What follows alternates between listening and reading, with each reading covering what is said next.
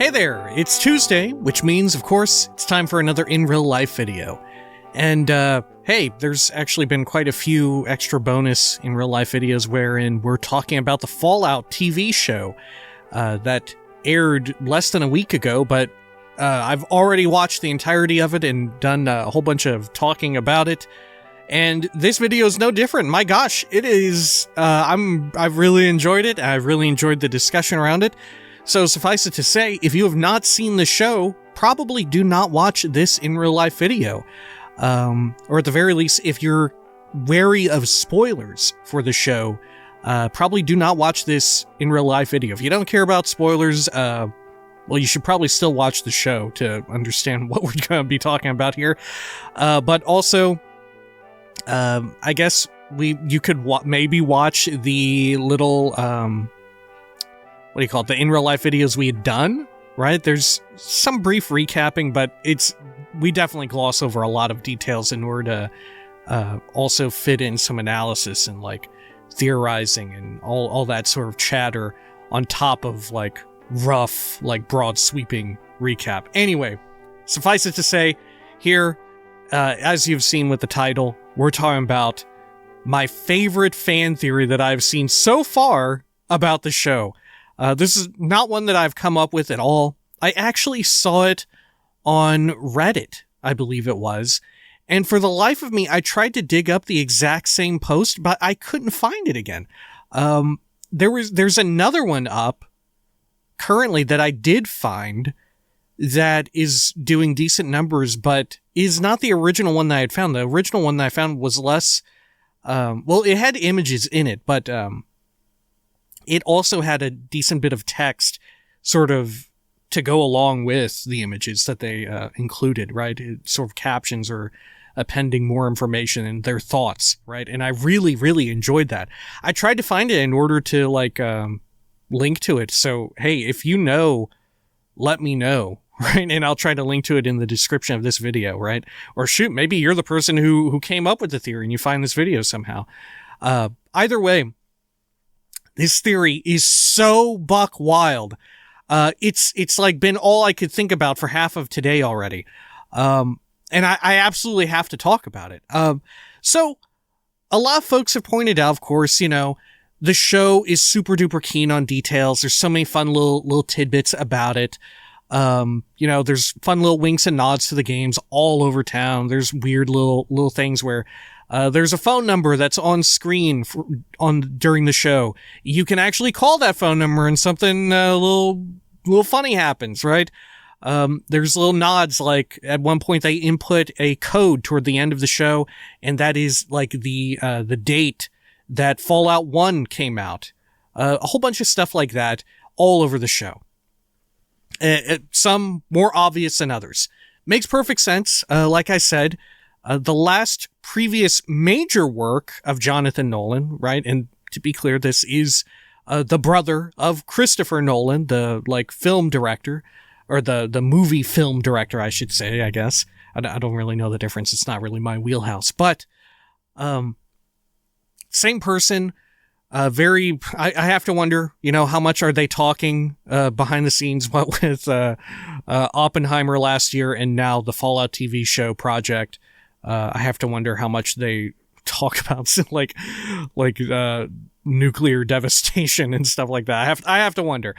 But suffice it to say, Jonathan Nolan, at least in Westworld, and to be clear, we try not to do this with games just as well. We shouldn't do this here with Fallout. I've been hearing also talk of Graham Wagner, I think, who is also like heavily involved in the production of the show, right? Doing writing and direction, who is also, I believe, Tim Kaine, actually, in one of Tim Kaine's Fallout TV show videos, got to meet this person at the premiere and talked about Fallout with them, and they're super duper into it, and all of the games as well.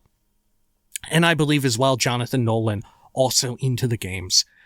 But suffice it to say, in past works, there have been lots of little secrets and nods and hints about what was to come in the future.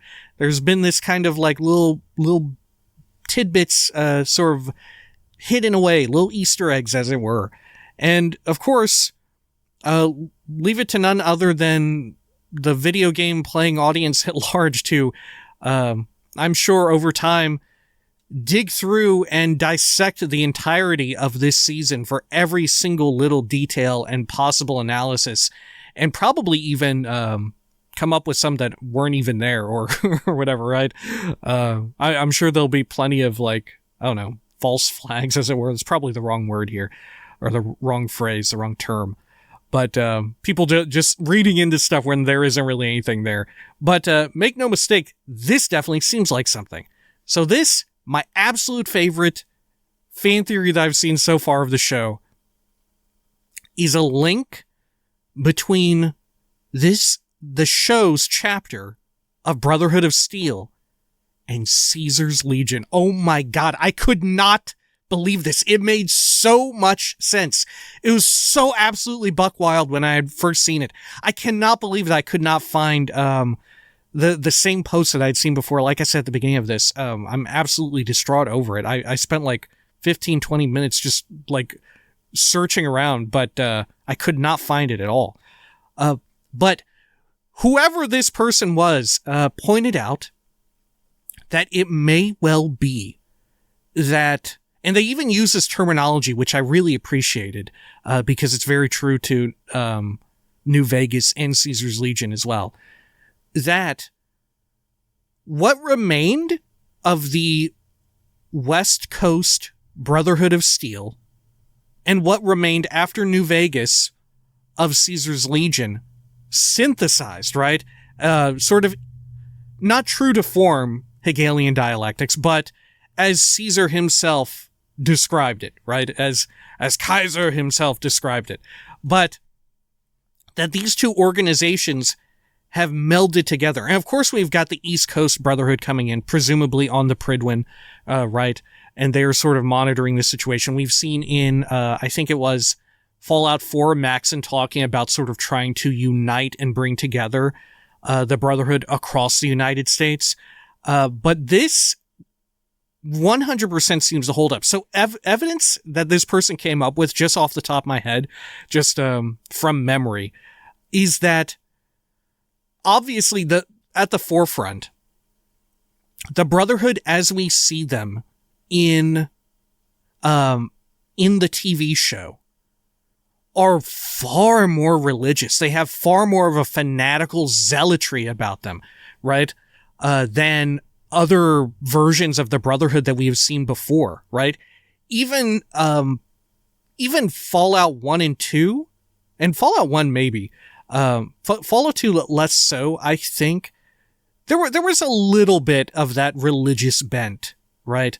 But nothing compared to what we see in the TV show. They're far more, at least they read as far more secular in those shows, right? But here they seem far more, I would say, traditionalist, relative to any other Brotherhood chapter counterpart that we have ever seen, right? They lean so much more into the sort of trappings of like this knighthood, right? Or as John Henry Eden would describe it, pseudo knightly nonsense or whatever, right? This is so odd, right? It's so odd. We've got the branding, right? People getting branded, the ways in which squires are so much more attentive to a knight, right? Being followed around and such.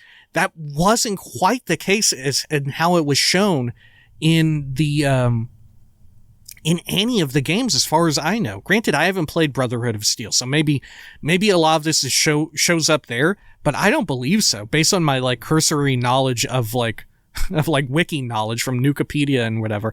Is Nukipedia still actually around? I haven't seen anything from them. I don't know if they're still around, or maybe they got absorbed into something else, right? They synthesize, you know what I'm saying? But suffice it to say, very wild to see sort of how much more religious and fanatical they seem to be. Like I said, with the branding, they have like the various incense and stuff fuming around. They have such a very clear religious sort of bent to them, right? Very traditional in this way. And true enough, Caesar's Legion, Kaiser's Legion, very traditional in this sense, except to something else, right? To, Roman centurions and whatnot, right? Very much in the nature of ancient Rome, which ultimately, in some ways, would be part and parcel a reason why they kind of failed and were doomed to fail, because they existed in this high-tech world and predominantly used melee weapons, right, to fight large conflicts, right? Sure, they won the first battle of Hoover Dam, but even though they won it, they weren't able to even hold it and take the dam, you know? Very interesting things to think about here.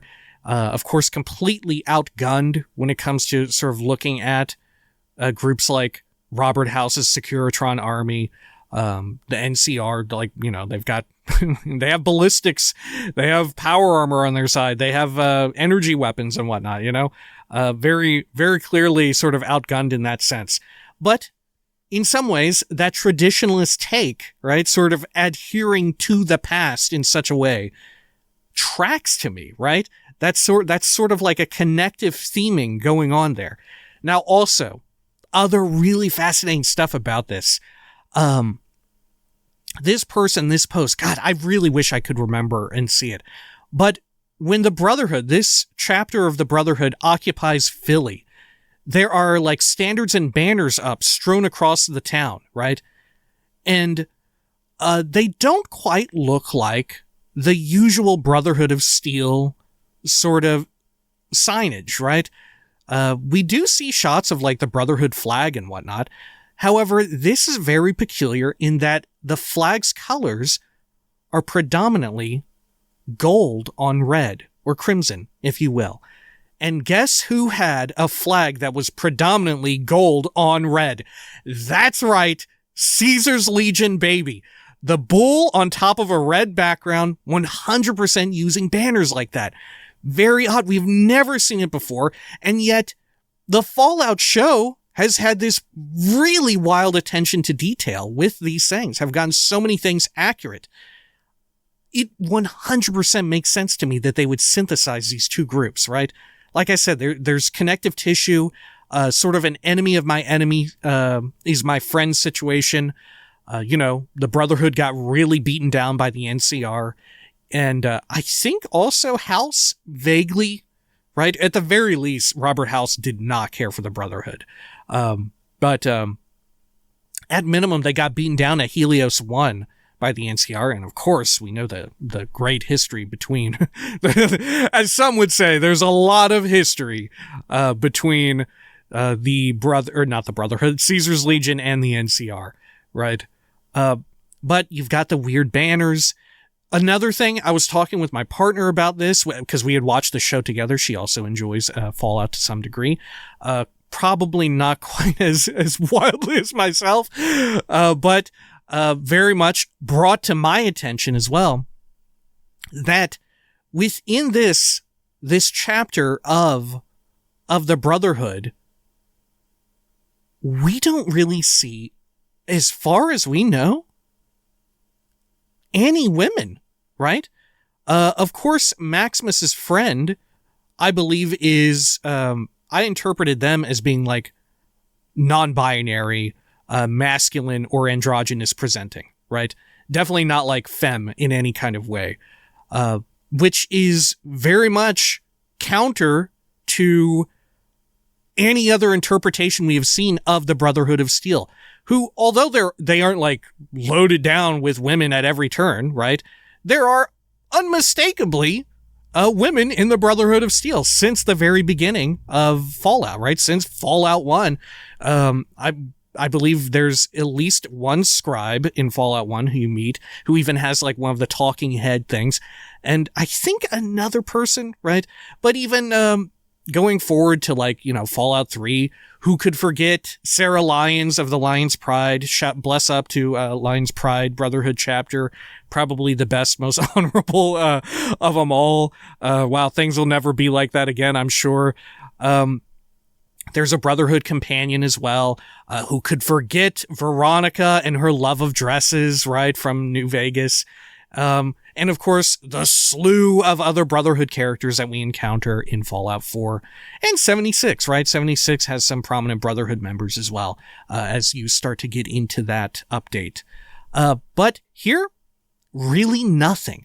Now, at first blush, you might think, well, maybe they just didn't have time. Maybe it was an oversight, some systematic issues, with regards to casting. I don't think so. I don't think they messed up at all. I think they knew exactly what they were doing. And so did this person. Oh, no, wait. No, this wasn't in their post. My bad. This was not in their post. But I think they knew exactly what they were doing here. Because guess what Fallout faction is famously just absurdly misogynistic, right? They're not so much, keep women in the kitchen. They're more so, keep them in chains. Let's enslave them, right? For the sake of reproduction, I don't think we would see this version of the Brotherhood quite as fanatical as that. Like I said, it's probably a bit of a synthesis they took from one another in order to sort of move forward and continue existing in the wasteland. But absolutely zero presence of any sort of women whatsoever in any form inside of this Brotherhood, as best I can tell, at least, right? Certainly no major characters, it seems like. And even if there is, like on the sidelines, completely sidelined, right? Very little seeing of that. And just another thing that works in conjunction with the rest of it, I think, that sort of builds upon this theory. As well, there's really fun things, like we said about the synthesis, things that make sense thematically, wherein Caesar's Legion sort of sees one of their weaknesses, try to shore it up. Oh, we're weak and as far as tech is concerned, right? We don't have much as far as tech goes, but who does? Who does have a whole bunch, right? It's the Brotherhood, baby. Of course they got plenty of that. They can shore up one of their weaknesses in that regard, sort of have a fighting chance, as it were, to take on these other groups. Okay, sorry. I'm so excited. I've lost my train of thought, but we're back on board. So, other things about this, right? And I've sort of been using incorrect verbiage here, right? But another point that I remember from this person's post, and like I said, it's so incredible. I wouldn't be surprised if you've already seen it somewhere, or like, maybe like a news site, has taken it. How often does that happen? Or someone like me has sort of taken it. Maybe you've seen another video talking about this amazing, sort of theory that's come up. But they said, and I don't have the proof to back this up, right? This is very much the kind of thing that you notice about the show, about the episodes upon a second or further along viewing, right? But I have been referring to the Brotherhood chapters, right? Historically in the past, within the lore and stuff, they're always referred to as various chapters of the Brotherhood of Steel. Here, they said that this chapter is actually referred to as a legion. That seems pretty convincing to me. That does not seem like a mistake whatsoever, right? That is so buck wild, right? Like, sure, one of these things being off, one of these things happening, it's happenstance, right? Circumstantial. All of this stuff together? Absolutely buck wild, right? I think it's pointing in a very clear direction, right? It has to be, right?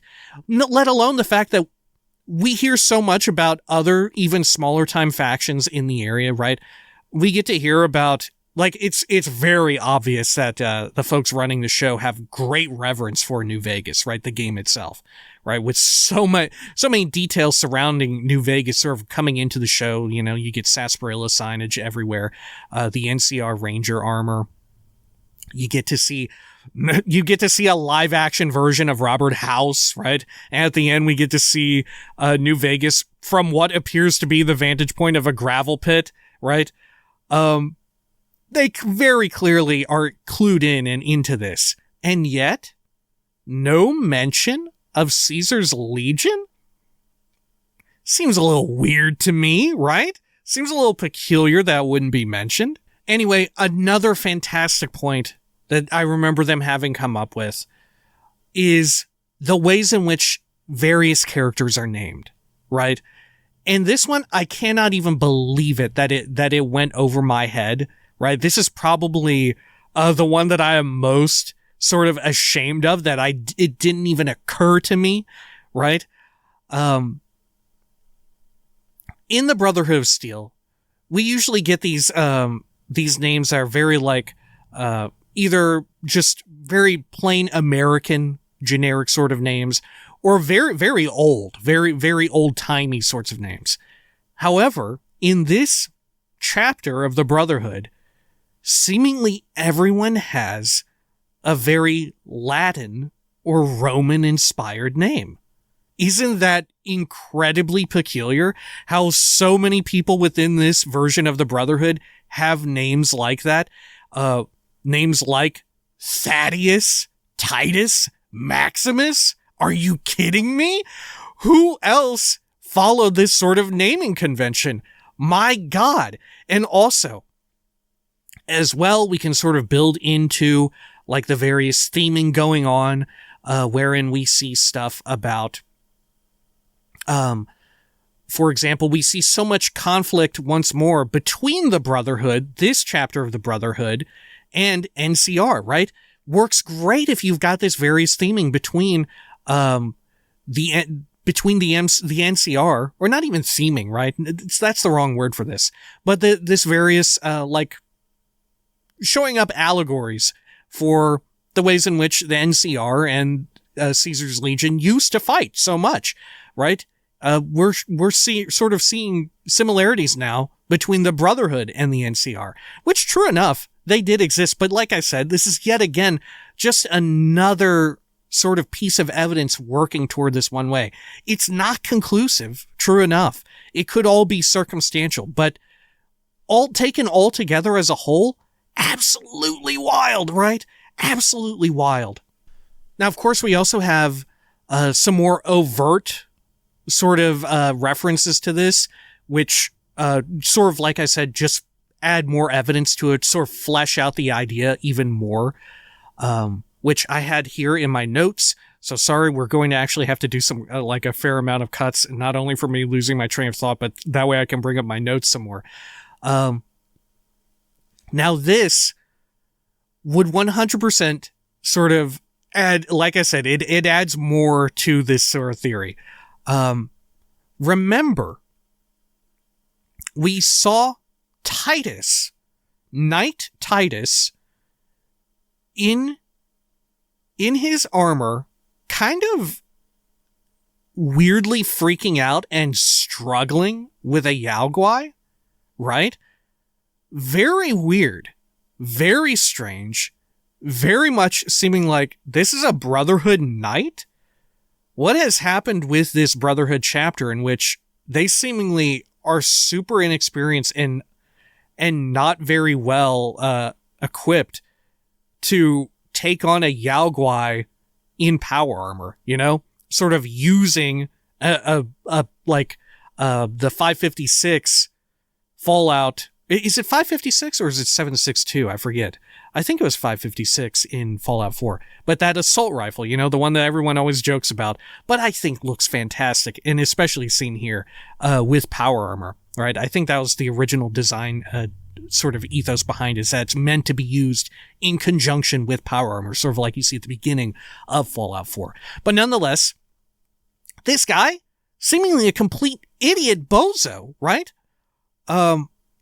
Completely screws up monumentally fighting a single Yao Guai. It is Maximus who shows up and finishes off the Yao Guai, right? Would it not make sense if this Titus were originally a member of Caesar's Legion that got absorbed, a higher ranking member, right? Who got absorbed into this version of the Brotherhood, this synthesis of them. Someone who is inexperienced with power armor, inexperienced with firearms like this assault rifle, right?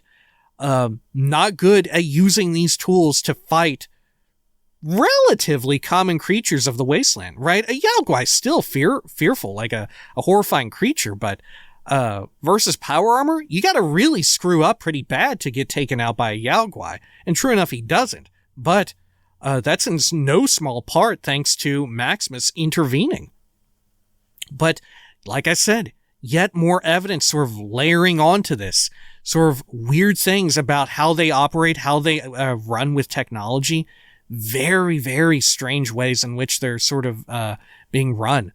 I think it's such an incredible little bit, right? I 100% think that there is something real behind this this weird theory, right? And as well, we get toward the end of the season this scribe, I think. I don't think that this is an elder.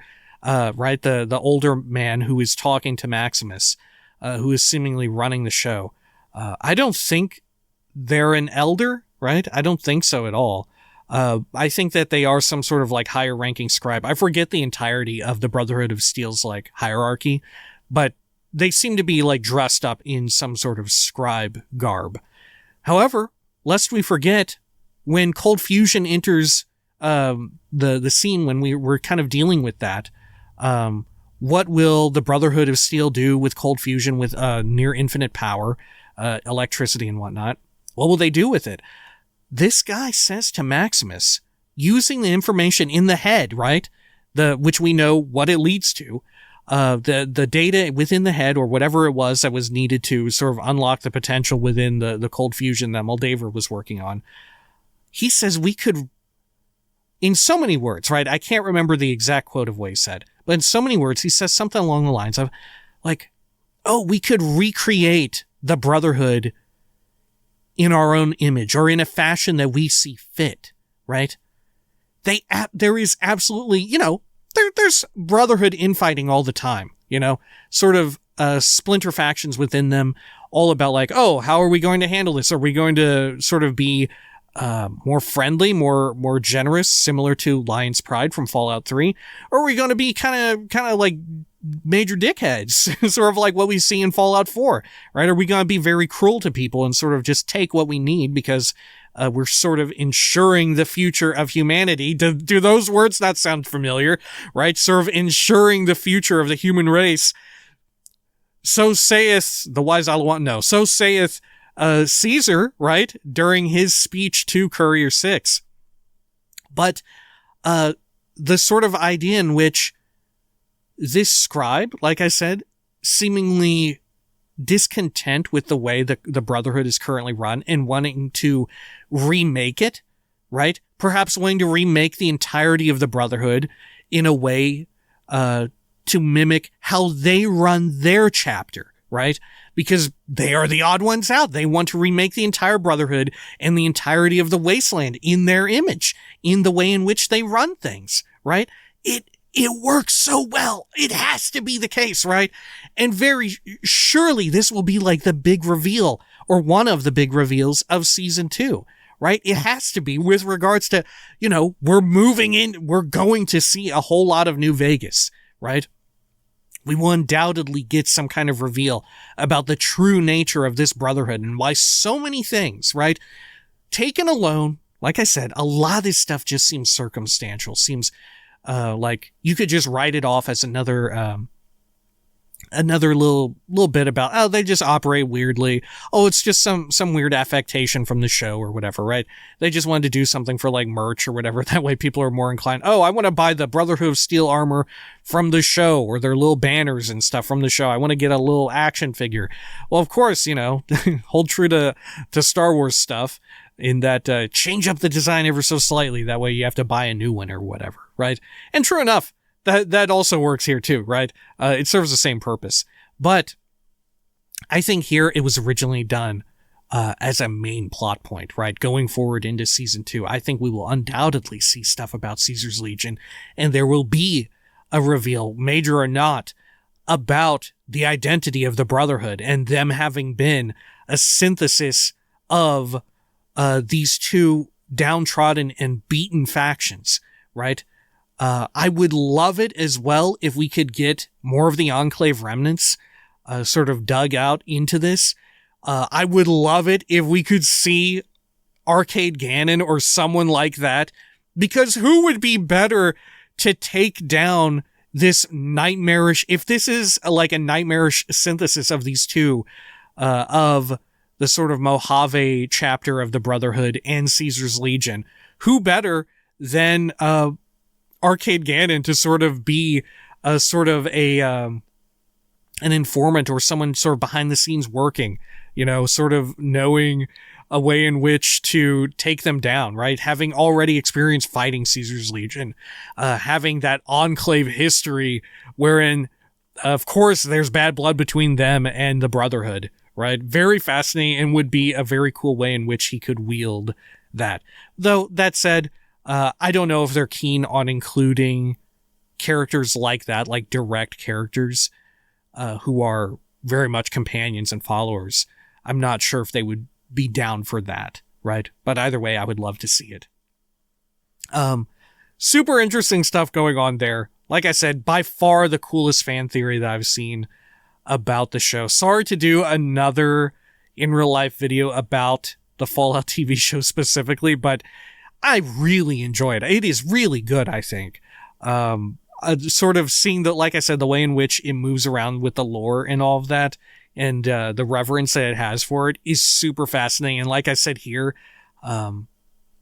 if anything, parts of this seem weirdly inconsistent. Like I said, with the banners, with the lack of anything pointing toward Caesar's Legion whatsoever. Not a single mention or anything in that regard, aside from what may be looking us in the fucking face the whole time, dude. Oh my gosh, it's incredible. I think it could be so damn good. I don't know if we can go any better than this as far as fan theories. It makes so much sense to me, right? With regards to where the two factions are placed, sort of with regards to power levels and sort of ideologies and whatnot. It makes so much sense. And sort of writing on a grander scale, sort of conveying narrative themes that Fallout would want to, you could very much have it to where like, oh, Brotherhood of Steel, they're this politically very centrist faction, right? Well, well, what's a great criticism of people who are very centrist, right? At least in the United States, a common criticism, every so often they like to go a little bit more toward the right, And who else would be over there, right? But Caesar's Legion, I think it's fantastic. It's a fantastic little tidbit that I think it's gonna happen, right? It's gonna happen. How juicy, right? How juicy to uncover this, to dig up all this stuff. Like I said, if I find that original post that I had seen, I will absolutely link it in the description. Like while this is rendering out, I'll continue looking more for it. Maybe that's how I find it. I search for synthesis, right? I search for that specifically on, and I can't even remember if it was on the Fallout overall subreddit or the Fallout TV show one. I can't remember, but it was so good. The captions that they had written alongside it. Absolutely killer stuff. Super, super into it. Super excited, to see what will happen. Like I said, probably we'll get a season 2 in about 2 years' time, right? If we were being generous, I would say anywhere between 1 and 2 years. But, sort of hoping for the best, expecting the worst, we can expect the worst 2 years, right? Would be dope if they did it in 1, but I don't know. I don't know if we'll see a season 2 next year. Probably one after. Anyway, that'll do it. Like I said before, we definitely gotta get some Fallout on the channel in some regard, and then perhaps in a larger way, right? I've sort of been alluding to this for a while now, but man, what a great time! What a great time! Until next time, please take care of each other.